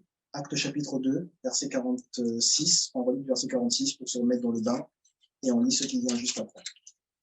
Acte chapitre 2, verset 46, il est dit dans la version 8 secondes, ils étaient chaque jour tous ensemble, assidus au temple. Ils étaient chaque jour tous ensemble, assidus au temple. Ils rompaient le pain dans les maisons et prenaient leur nourriture avec joie et simplicité de cœur. Ils étaient chaque jour tous assidus au temple, ils rompaient le pain dans leur maison et prenaient leur nourriture avec joie et simplicité de cœur. Alors, pour quelqu'un qui se dit, qui a plus ou moins compris mon explication de tout à l'heure, comme étant, mais en fait, la Sainte Seine, c'est pas comme si ça m'éloignait vraiment totalement du péché. Ça serait plus ou moins normal parce que la chair est toujours là. Le péché habite dans la chair. Donc, la chair est toujours là. Simplement, la chair va être rendue inactive par la Sainte Seine. Vous avez compris mon exemple comme ça. La chair est simplement rendue inactive aussi par la Sainte Seine. C'est tout à fait normal. Et donc, tu ne pêches pas, malgré qu'il y a la tentation. Et justement, on va reprendre encore ce passage-là qui dit que justement, la Sainte Seine, ça sert à s'éloigner de la tentation. Verset 40. Donc, ils prenaient leur nourriture avec joie, avec simplicité de cœur. La Sainte Seine, ça se prend avec simplicité de cœur. Donc là, on parle de nourriture, simplicité de cœur. Ils louaient Dieu. Donc, quand ils sont en train de rompre le pain, ils louent Dieu et ils trouvaient grâce auprès de tout le peuple. C'est-à-dire que la Sainte Seine permet de trouver grâce auprès des hommes. La Sainte Seine, quand tu l'apprends, elle te fait trouver grâce auprès des hommes, aux yeux des hommes. Le Seigneur ajoutait chaque jour à l'Église ceux qui étaient sauvés. Donc, on dit, et le Seigneur ajoutait chaque jour à l'Église ceux qui étaient sauvés. Et le Seigneur ajoutait chaque jour à l'Église ceux qui étaient sauvés. C'est-à-dire qu'il y a un effet du fait de aller dans les maisons pour rompre le pain, partager la coupe du Seigneur. Donc, le Seigneur ajoutait chaque jour à l'Église ceux qui étaient sauvés. Par quoi? Par la puissance de la Sainte Seine. La puissance de la Sainte Seine venait ajouter encore ceux qui étaient sauvés, ceux qui croyaient en Jésus maintenant se rassemblaient autour de l'Église. Donc, ceux qui étaient sauvés physiquement, sauvés spirituellement, sauvés matériellement, sauvés dans leur âme, sauvés dans leur peau. Bref, le temps passe, je n'ai pas forcément le temps d'expliciter ça. Mais comme la Bible ne se lit pas de façon isolée, les deux versets, vous voyez que après ces 2 versets que nous avons lus, commence une partie très surprenante, parce que c'est le premier passage dans le livre d'Actes des Apôtres, c'est le premier passage dans lequel on va voir un acte de guérison physique. Après que l'on ait parlé du fait que les gens se rassemblaient ensemble, après que l'on ait parlé du fait que lorsqu'ils se rassemblaient, il y avait des gens qui étaient sauvés, dans le sens peut-être potentiellement abandonner leur mauvaise vie. Donc, entre guillemets, quand on abandonne sa mauvaise vie, c'est parce qu'on a abandonné le péché, entre guillemets. Maintenant, ces personnes-là, alors qu'ils étaient sauvés par le péché, maintenant, il y a une nouvelle dimension qui s'ajoute, c'est que maintenant, il y a un salut qui concerne la guérison. Donc, après, la Sainte Seine est décrite comme pouvant emmener à l'Église ceux qui sont sauvés. Maintenant, on va dire, il y a parmi les gens de l'Église ceux qui vont aller et qui vont opérer des guérisons. On va au chapitre 3, on est toujours dans l'Acte des Apôtres, chapitre 3, on commence à partir du verset 1. Pierre et Jean montaient ensemble au temple à l'heure de la prière, c'était la 9e heure. Il y avait un homme boiteux de naissance qu'on portait et qu'on plaçait tous les jours à la porte du temple appelé la Belle, pour qu'il demandait l'aumône à ceux qui entraient dans le temple. Cet homme, voyant Pierre et Jean qui allaient y entrer, leur demanda l'aumône. Pierre, de même que Jean, fixa les yeux sur lui et dit « Regarde-nous ». Mais il les regardait attentivement, s'attendant à recevoir d'eux quelque chose. Alors Pierre lui dit « Je n'ai ni argent ni or, mais ce que j'ai, je te le donne. Au nom de Jésus-Christ de Nazareth, lève-toi et marche. » Verset 7, et le prenant par la main droite, il fit se lever. Au même instant, ses pieds et ses chevilles devinrent fermes. Au même instant, ses pieds et ses chevilles devinrent fermes. D'un saut, il fut debout, il se mit à marcher, il entra avec eux dans le temple, marchant, sautant et louant Dieu. Et tout le monde le vit, marchant, sautant et louant Dieu. Ils avaient l'habitude de prendre la Sainte Seine. Et alors qu'ils avaient l'habitude de prendre la Sainte Seine, ils se retrouvent devant un paralytique qui demande l'aumône. Il dit, je veux de l'argent. Je veux de l'argent. Le besoin de ce paralytique, là, lui qui ne prenait pas la Sainte Seine, il avait un besoin qui se disait, pour moi, mon besoin, c'est d'avoir, d'être nourri. Mais en fait, pour eux qui avaient pris la Sainte Seine, et on va le relire encore le passage qui montre que la Sainte Seine, c'est les yeux ouverts, eux qui avaient pris la Sainte Seine, eux, ils savaient qu'il y avait le besoin immédiat, le besoin de cette personne, le réel besoin de cette personne était autre, totalement différent de ce que lui, il demandait. Le besoin de cette personne, c'était d'être guéri et de vivre. Pierre et Jean commencent à lui dire « Regarde-nous ». Eux qui ont les yeux ouverts, eux qui ont la vie divine, ils disent « Regarde-nous ». Ils transmettent quelque chose au travers des yeux. Et alors qu'ils transmettent cette chose, ils disent « Maintenant, ce que nous avons, nous te le donnons. Lève-toi et marche dans le nom de Jésus ». Et alors qu'ils disent cela, ils le prennent par la main et ils le font lever. Et c'est au moment où ils le font se lever que la Bible dit que ses jambes, ses pieds, ses chevilles devinrent ferme. Ça veut dire que lorsque tu prends ta Sainte Seine, mais tu ne t'arrêtes pas là juste à te dire « Ah, j'ai pris ma Sainte Seine, il va se passer quelque chose. » Non, tu ne t'arrêtes pas là à te dire « J'ai pris ma Sainte Seine, maintenant, j'attends qu'il se passe quelque chose. » Non, tu regardes à la grâce du Seigneur Jésus qui t'a attribué son œuvre, qui a fait en sorte que l'œuvre qu'il a effectuée sur la croix, tu en sois bénéficiaire. Tu regardes au Seigneur Jésus et tu dis, maintenant, ma condition change. C'est-à-dire que lorsque tu prends la Sainte Seine, tu te mets maintenant à faire la chose que tu avais du mal à faire. Ce n'est pas après la parole de Pierre et Jean que le paralytique se met à marcher. Ou plutôt que les jambes deviennent fermes. C'est lorsqu'ils le prennent, ils le tiennent par la main pour se lever, c'est à ce moment-là, ils le tiennent par la main pour se lever. Lui aussi, il commence maintenant à faire ce déplacement, il commence à faire cette chose, et alors qu'il se met à faire la chose qu'il n'arrivait pas à faire, on voit que ses jambes deviennent fermes. Ça veut dire que par la Sainte Seine qu'ils prenaient, la vie qu'ils avaient en eux, la vie qu'ils avaient retrouvée en eux par l'œuvre parachevée du Christ, ils l'ont transmise. Ils ont transmis cette vie à autrui par l'œuvre parachevée du Christ. La Sainte Seine te permet d'avoir la vie qui est issue de l'œuvre parachevée du Christ. La Sainte Seine te permet de transmettre cette vie à autrui. Tu respires tellement cet aspect de la vie au-dessus de la maladie que tu transmets cette vie à autrui. Et rappelez-vous, dans Acte 2, on a dit que les apôtres mangeaient ils se retrouvaient, pardon, les membres de l'Église se retrouvaient tous les jours, ils rompaient le pain dans des maisons, ils mangeaient tous les jours le pain, le repas du Seigneur, et alors qu'ils mangeaient le repas du Seigneur tous les jours, il y avait donc cette vie qui était régénérée, cette vie qui était générée au travers, à l'intérieur d'eux. Il y avait donc l'aliment spirituel imposait la spiritualité en eux et autour d'eux. L'aliment spirituel qu'ils consommaient imposait la spiritualité au quotidien, en eux et autour d'eux. Ça veut donc dire que quand tu prends cet aliment, ces aliments qu'ils prenaient tous les jours, ils étaient supérieurs, ils étaient très largement supérieurs à tout régime que l'on peut donner à quelqu'un. On peut donner un régime à quelqu'un, et j'encourage, c'est bien d'effectuer des régimes. Si tu veux mincir, si tu veux contrôler, tu dois contrôler ce que tu manges. Si tu veux être sûr qu'il n'y a pas n'importe quoi, n'importe quel produit chimique qui entre en toi, c'est bien d'avoir un régime. Mais la Bible ici est en train de nous dire que, en plus de la nourriture qu'ils mangeaient, parce qu'ils mangeaient de la nourriture, en plus de la nourriture qu'ils mangeaient, ils partageaient ensemble le repas du Seigneur. Donc, en plus du repas de l'homme, il y avait le repas du Seigneur. Et donc, la Sainte Seine qu'ils prenaient était au-delà, ou leur donnait de la vigueur, qui était au-delà du régime qu'avaient certainement aussi d'autres personnes.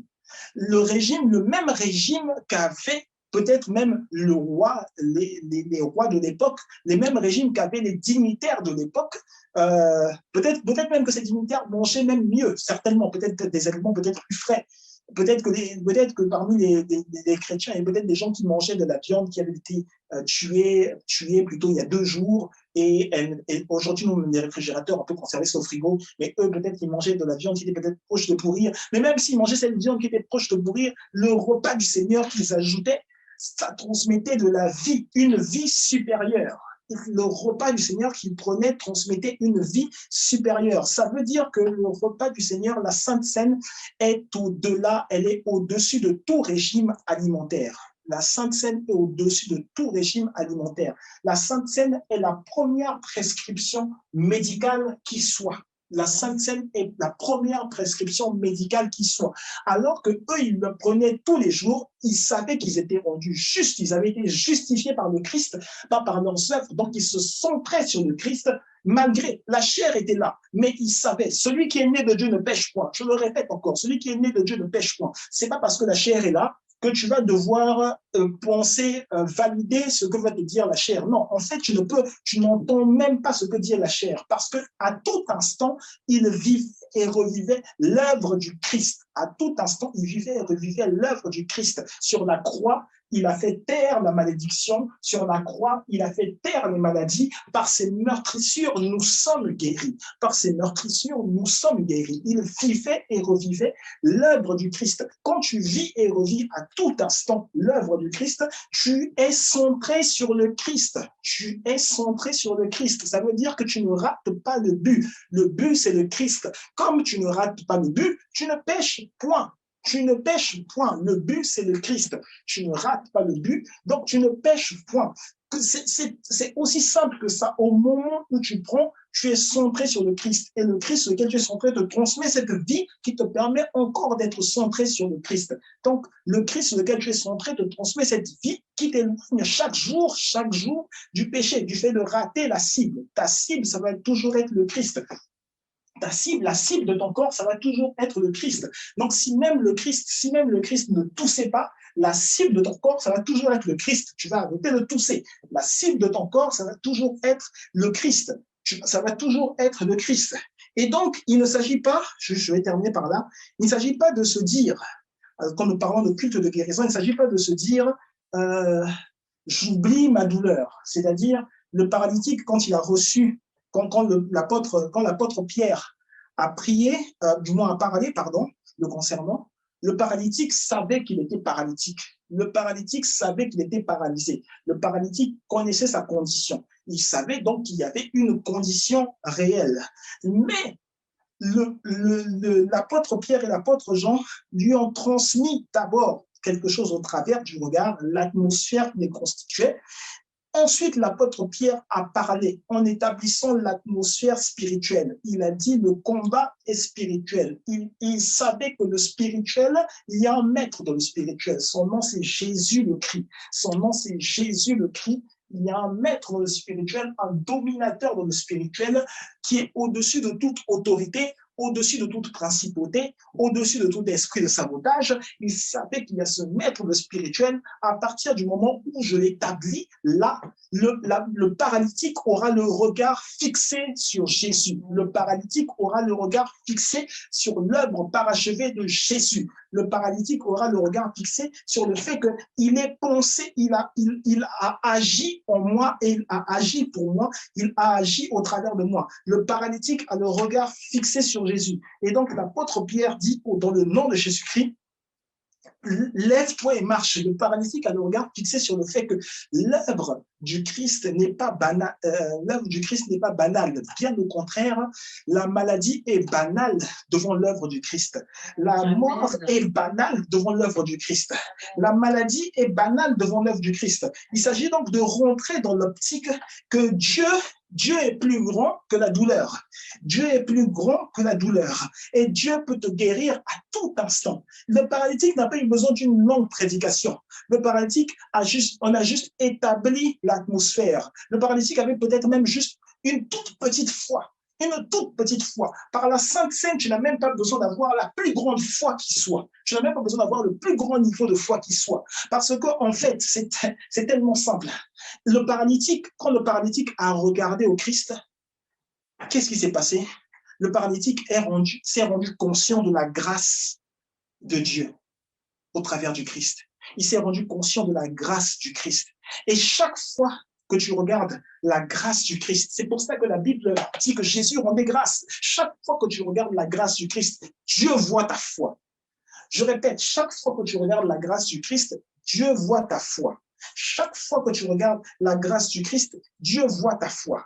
Dieu voit ta foi. Et aujourd'hui, alors que nous regardons la grâce du Christ, Dieu voit notre foi. Aujourd'hui, alors que nous regardons la grâce du Christ, Dieu voit notre foi. Dernier passage, c'est le même passage que nous avons lu la semaine dernière, mais je le redis quand même. Luc chapitre 24, versets 27 à 31. Nous terminons par là. Luc chapitre 24, versets 27 à 31.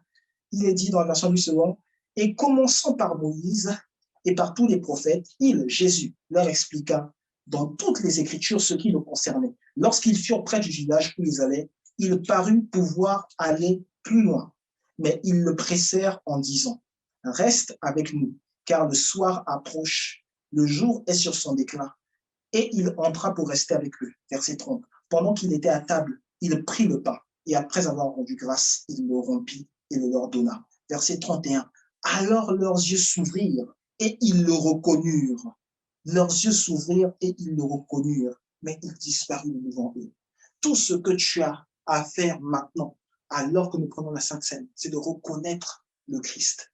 Tout ce que tu as à faire maintenant, alors que nous prenons la Sainte Seine, c'est de reconnaître le Christ, c'est-à-dire l'œuvre du Christ parachevée sur la croix. Nous allons terminer donc sur ce dernier passage, 21, 27 à 31. Tout ce que tu as à faire, c'est de reconnaître l'œuvre du Christ. Tout ce que tu as à faire, c'est de reconnaître, c'est-à-dire l'œuvre parachevée du Christ. Je le répète, ce n'est pas le fait que le Christ ait vécu de 0 ans à 33 ans. Non, et qu'il ait fait de 30 ans à 33 ans, qu'il ait fait des différents miracles, différents paralytiques, différentes choses ont été effectuées sur terre. Ce n'est pas le fait qu'il ait prophétisé, non, c'est le fait qu'il soit allé sur la croix, qu'il ait été lui-même le sacrifice, le sacrificateur et l'autel, qu'il ait été lui-même le sacrifice, le sacrificateur et l'autel, et qu'il l'ait fait dans le but corporatif de te sauver, de sauver tous tes frères et sœurs, dans le but de faire en sorte que tu aies une conscience nouvelle, de faire en sorte que tu aies une intelligence nouvelle. Lorsque l'apôtre Paul parle de la Sainte Seine et qu'il dit discerner le corps de Christ, il est en train de dire aux gens, reconnaissez que ces choses-là sont faites dans un but, vous avez un Seigneur, mais reconnaissez aussi que ces choses-là sont faites dans un autre but, vous avez des frères et sœurs. Pourquoi ils sont frères et sœurs? Parce que vous êtes là pour la cause du Christ. Vous n'êtes pas là pour votre cause à vous-même. Quand vous êtes en réunion de famille, vous êtes là parce que c'est la famille. Quand vous êtes en réunion de famille, vous n'êtes pas là parce que vous vous appelez, j'ai failli dire Josépha, mais pas grave. Vous n'êtes pas là parce que vous vous appelez Juliette. Vous n'êtes pas là parce que vous vous appelez Henriette. Vous n'êtes pas là parce que c'est vous. Non, vous êtes là pour la raison de la famille. Et la raison de la famille par laquelle nous sommes là, c'est le Christ. C'est le Christ qui a pris nos maladies, qui a pris nos péchés, et que nous revivons aujourd'hui le fait qu'il ait pris nos maladies, qu'il ait pris nos péchés. Et nous le vivons à l'instant même. Et nous le vivons à l'instant même. Et nous le vivons à l'instant même. Nous le vivons à l'instant même. Nous le vivons à l'instant même, dans cette atmosphère de ciel ouvert. Nous le vivons à l'instant même.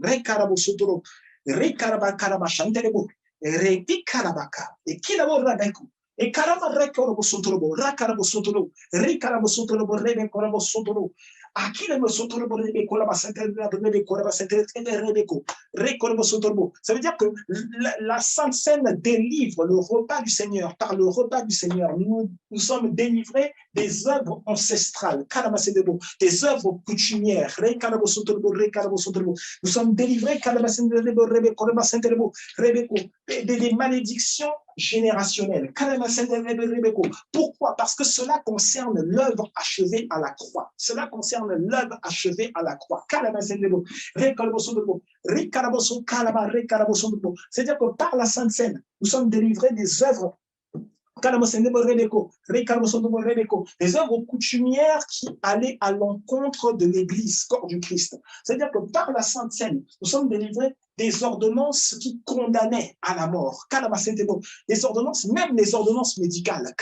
On se disait, je vais prendre au final d'éternité en éternité. Et on se disait, en fait, on regardait que le niveau de la grâce de Dieu, tu disais le niveau de la grâce de Dieu, c'est le fait que tu aies pu avoir accès à ce traitement. Tu te disais, mais ça, c'est le niveau de la grâce de Dieu. Tu te disais, c'est un excellent niveau de la grâce de Dieu. Non. Dieu veut te faire accéder au niveau ultime de sa grâce. Et le niveau ultime de sa grâce, tu y accèdes par le repas du Seigneur, par la Sainte Seine. Le niveau ultime de la grâce, c'est la séparation qui a été effectuée sur la croix de Golgotha. La séparation de la maladie. Nous bénissons Dieu, nous sommes contents qu'il y ait les traitements. Nous sommes contents qu'il y ait le suivi médical. Nous sommes contents qu'il y ait même le suivi psychiatrique, psychologique. Nous sommes contents qu'il y ait nous sommes contents qu'il y ait le suivi mental. Nous sommes contents qu'il y ait des personnes qui reçoivent, qui peuvent te parler. Nous sommes contents qu'il y ait des gens qui peuvent juger de ton niveau spirituel, du fait que tu es aujourd'hui, avant-hier, tu commettais de très mauvais actes. Hier, tu commettais uniquement de mauvais actes. Aujourd'hui, finalement, tu commets des actes maintenant qui sont entre le bon, entre le mauvais. Ok, nous sommes contents, c'est une évolution, super. Mais il y a beaucoup plus grand en Christ. Il y a le plus grand en Christ. Il y a la stature de la maturité en Christ. Il y a la stature de la maturité en Christ, où on ne manque pas le but, où on ne manque pas le but. Ce que l'on fait, ce que l'on vit, c'est ce que Dieu fait et c'est ce que Dieu voulait que tu fasses à tout instant. Il y a le niveau de la spiritualité où on est un grand esprit. Parce que le Christ est le plus grand de tous les esprits.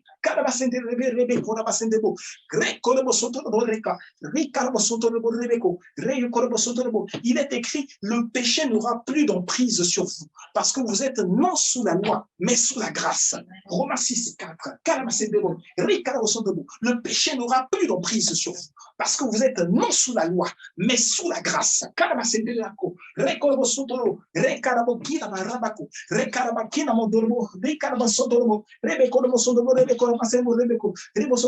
veut dire que les sentiments, les sensations, les insultes, les sensations de « je déteste un tel », je ne veux pas parler à un tel, je veux me moquer d'un tel, je veux détruire la vie d'un tel. Le péché n'aura plus d'emprise sur vous parce que vous êtes non sous la loi, mais sous la grâce. Et la Sainte Seine est la manifestation ultime de la grâce de Dieu. Un homme qui est mort pour sauver l'humanité tout entière. Un homme qui est mort pour un sacrifice, le sacrifice ultime, qui fait que la mort n'a plus d'emprise sur toi.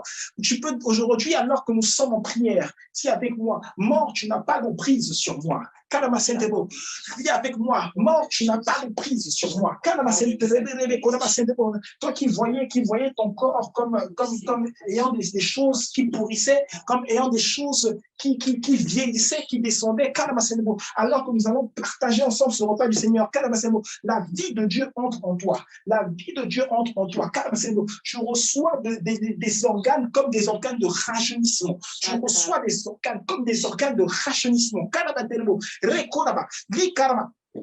Et qui la basanderebo, et piquerebo sotorobo, et corapayabo rapaka, licarabo recarabo sotoro, ricarabaraco sotoro, et qui la batorobo recarabo sotorobo, ricaraba, rebe corabo sotorobo, racarabo sotorobo, ricarabo sotorobo, rebe coraba sentebo, ricorabo sotorobo, rebe cormakira, riba caraba sentebo, recorabo, ricorabo sotoro, et qui la mandala, et qui le besentorobo, recoramandala, et corabo recaraba sentebo, ricaramatala, dicarabo sotoro, carebe. Et qui le mène de Ricaramo Sondorobo, Ricaramo Toro, Ricaramo Sondorobo, Ricaramo Toro, Rebeco, Ricaramo Sandarebo, Rebo Corama Sandebo, Rebeco. Tu ne minimiseras pas la grâce de Dieu. La Sainte Seine et la puissance, la communion du Seigneur et la puissance, Carama Sandebo, Rebeco, qui est au-dessus de la disgrâce. C'est la puissance au-dessus de la disgrâce. C'est la puissance au-dessus des moqueries. C'est la puissance au-dessus de la bassesse. C'est la puissance au-dessus de la bassesse. C'est la puissance au-dessus de la discorde. C'est la puissance au-dessus de la division. Rekolabo, Karamasendebo Rebeko, Likarabosondebo Rebeko, les Kidabasendebo, les Karabosondebo, les Kabosondebo Rebeko. Il y a des anges de guérison maintenant. Là, les anges de guérison sont activés. Le travail, le ministère des anges de la guérison est activé. Le ministère des anges de la guérison est activé. Et il accompagne d'une puissance. Alors que nous prenons tous ce pain. Nous prenons tous le pain. Il accompagne d'une puissance.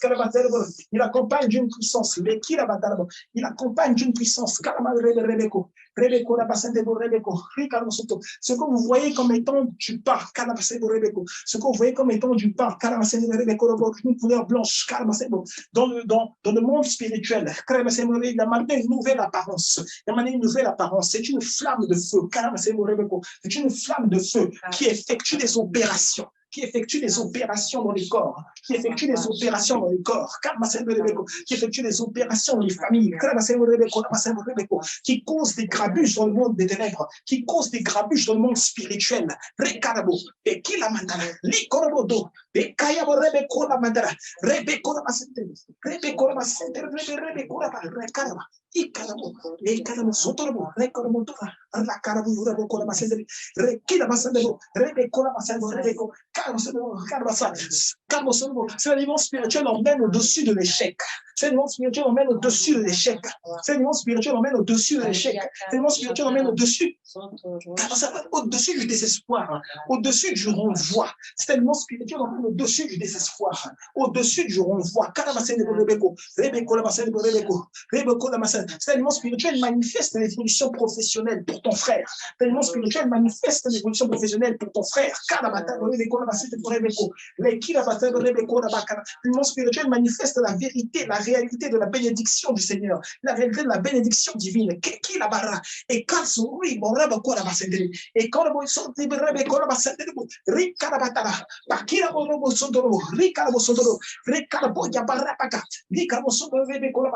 et alors que tu vas prendre ces éléments spirituels avec moi, ce n'est pas ta vie simplement qui est affectée, c'est toute ta famille qui est affectée. C'est toute ta famille qui est affectée. C'est toute ta famille qui est affectée. Rappelez-vous, le péché est entré dans le monde par un aliment. Ève et Adam ont mangé la pomme dans le jardin d'Éden. Ève et Adam ont mangé la pomme dans le jardin d'Éden. Ainsi, le péché est entré dans le monde. De la même manière, aujourd'hui, le Seigneur vous débarrasse du péché par un aliment, qui n'est plus un aliment physique, mais c'est un aliment spirituel. Le Seigneur vous débarrasse de la maladie par un aliment, qui n'est plus un aliment physique, mais un aliment spirituel. Dans le nom de Jésus-Christ, nous allons partager ensemble le repas du Seigneur. Prenons ensemble le corps du Christ.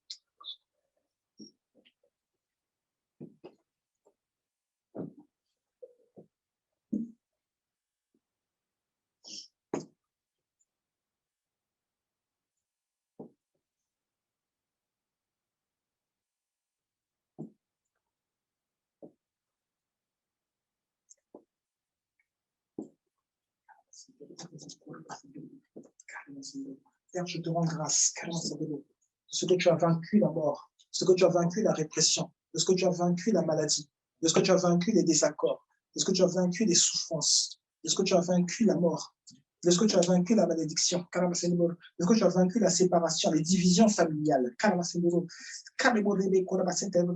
ce que tu as vaincu les divisions familiales. Je te rends grâce de ce que tu as exposé la sorcellerie, de ce que tu as exposé la sorcellerie. Le Seigneur, ce que nous allons prendre maintenant s'attaque à ceux qui ont surplus dans le corps. Ceux qui ont surplus dans le corps, ça s'attaque au glucose, ça s'attaque à la tension, ça s'attaque ça s'attaque au c'est une réaction comme une réaction allergique mais c'est un excès de peur, je vois un excès de peur, un excès de fragilité. Ce que nous allons prendre aujourd'hui s'attaque à cela, ça s'attaque à la tension, ça s'attaque au stress qui semble permanent, qui semble répété. Ça s'attaque à la peur répétée, mais ça s'attaque aussi au stress qui semble permanent. C'est ce que nous prenons maintenant. Ça s'attaque aux contraintes, aux difficultés souvent épisodiques à marcher physiquement. Ça s'attaque aux insuffisances également. Ça s'attaque au surplus, ça s'attaque aux insuffisances. Les insuffisances en termes de force physique. Ça s'attaque aux douleurs au niveau des bras, aux douleurs au niveau des coudes. Ça s'attaque à la fragilité du cerveau. Ça s'attaque à ce qui empêchait au lien entre les nerfs d'être correctement noué, d'être correctement effectué. Ça s'attaque aux maladies du cœur. Ça s'attaque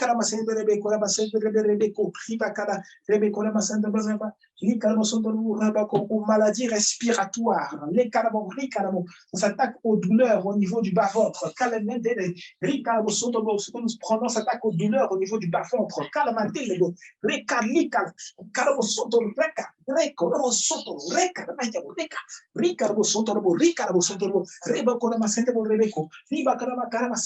Le sang a coulé sur la croix de Golgotha à différents endroits. Mais le sang coule. Le sang coule. Le sang qui représente Dieu en nous. Le sang coule pour éradiquer, pour séparer de la maladie, pour séparer de la malédiction, pour séparer de la mort.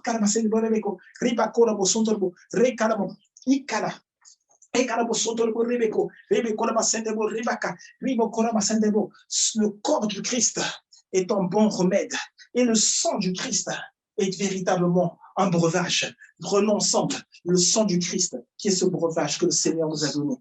Une bouchée.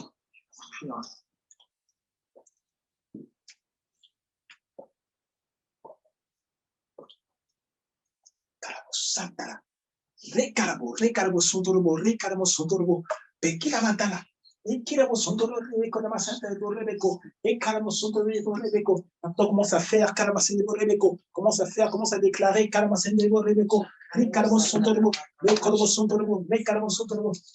dans le nom de Jésus-Christ, l'esprit de rébellion qui m'animait concernant mes études, dans le nom de Jésus-Christ, cet esprit est banni de ma vie.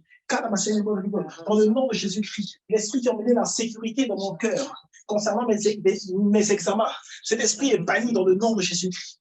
Dans le nom de Jésus-Christ, l'esprit qui emmenait les doutes concernant ce projet, cet esprit est banni dans le nom de Jésus-Christ. Dans le nom de Jésus-Christ, cet esprit qui emmenait la peur sur ma vie, à mon sujet, cet esprit est banni dans le nom de Jésus-Christ. Dans le nom de Jésus, cet esprit qui emmenait la surdité, l'esprit qui emmenait la peur chronique, qui faisait en sorte que j'ai même du mal à dormir. Dans le nom de Jésus-Christ, cet esprit est banni de ma vie. Dans le nom de Jésus-Christ,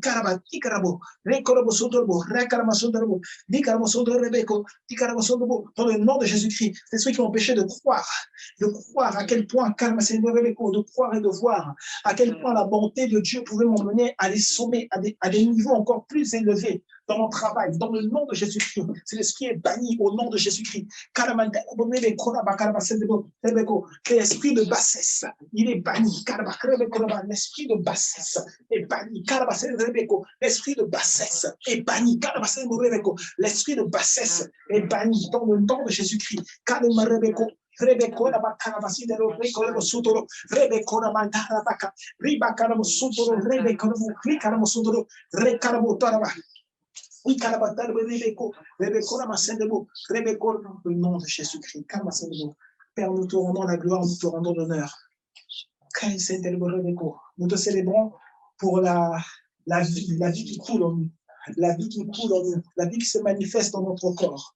La vie qui se manifeste dans notre corps, la vie qui nous emmène chaque jour encore plus haut dans la spiritualité. Parce que plus nous allons haut, plus nous sommes élevés dans la spiritualité, plus nous sommes loin de l'infirmité, plus nous sommes loin des maladies, plus nous sommes loin des esprits impurs, plus nous sommes loin des esprits de sabotage, plus nous sommes loin des esprits de rébellion. Dans le nom de Jésus-Christ, les douleurs au niveau des tempes, c'est terminé. Les douleurs au niveau des tempes, c'est terminé. La colère répétée, c'est terminé. L'impatience, c'est terminé.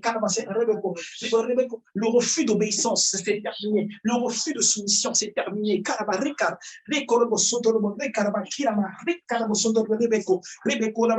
que le sang a coulé. Parce que le sang a coulé. Parce que Dieu s'est mélangé à mon corps. Parce que Dieu s'est mélangé à mon corps. Parce que nous avons été séparés de la maladie. Et parce que Dieu s'est mélangé à mon corps. Nous te rendons la gloire, nous te rendons l'honneur. Merci pour ta vie. Merci pour le chemin parcouru. Merci pour l'œuvre à laquelle nous avons participé encore aujourd'hui. L'œuvre du Christ accomplie sur la croix de Golgotha. L'œuvre parachevée du Christ, dont aujourd'hui nous sommes les réceptionnaires, les bénéficiaires. Dans le nom de Jésus, nous avons prié avec action de grâce. Nous te rendons la gloire, nous te rendons l'honneur, parce que même avec notre petite foi, nous avons obtenu ce que tu nous avais promis. Nous te rendons la gloire, nous te rendons l'honneur, parce que même avec notre petite foi, tu es venu au secours de nos manques. Tu es venu au secours lorsque nous étions dans la détresse. Tu es venu nous sauver, tu es venu nous visiter. Et alors que tu nous as visités, nous te rendons toute la gloire et tout l'honneur. Nous disons merci Seigneur. Alors que nous allons nous reposer, toi qui nous sommeilles, nous dors, toi tu es avec nous, toi tu restaures notre vie, tu restaures notre cœur, tu restaures nos pensées. Merci pour la grâce, merci pour l'honneur, merci pour le privilège d'être appelé enfant de Dieu et de pouvoir bénéficier aujourd'hui de ton corps et de ton sang. Dans le nom de Jésus, nous avons prié. Amen. Amen. Amen. Amen. Amen. Amen. Amen. Gloire à Dieu. Gloire à Dieu. Gloire à Dieu. Gloire à Dieu. Nous sommes arrivés à la fin de ce service. Gloire à Dieu. Gloire à Dieu. Nous rendons gloire au Seigneur. Merci à vous. Merci à vous d'avoir tenu la chandelle, d'avoir tenu le coup. Merci à vous. Si quelqu'un a quelque chose à dire, juste une seule personne, pour les questions de temps, juste une seule, on peut autoriser, si quelqu'un a quelque chose à dire, juste une seule personne, au moins, on peut autoriser que quelqu'un dise quelque chose, juste une seule personne, et nous allons nous séparer avant de dormir, juste une seule personne, et nous allons nous séparer avant de dormir. Donc, nous en sommes arrivés à la fin de notre premier jour du séminaire. Par la grâce de Dieu, merci à vous d'avoir été avec nous. Demain, on se retrouve à la même heure, à 19h à 21h. J'ai mis l'accent aujourd'hui sur des questions, différentes questions qui peuvent se poser, même si j'ai repris aussi des passages qui étaient potentiellement déjà abordés. Par la grâce de Dieu, ça permet toujours de mieux comprendre, mieux élucider la chose.